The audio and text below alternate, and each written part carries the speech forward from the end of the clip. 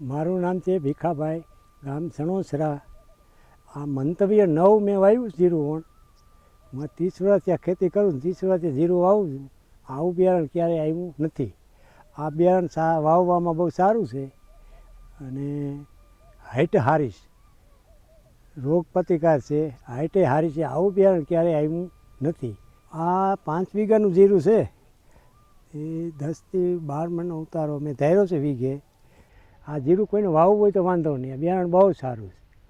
મારે આ 20 વીઘાનું જીરું છે, આ ઘેરામાં બહુ સારું મને લાગ્યું અને બિયારણ સારું જ છે.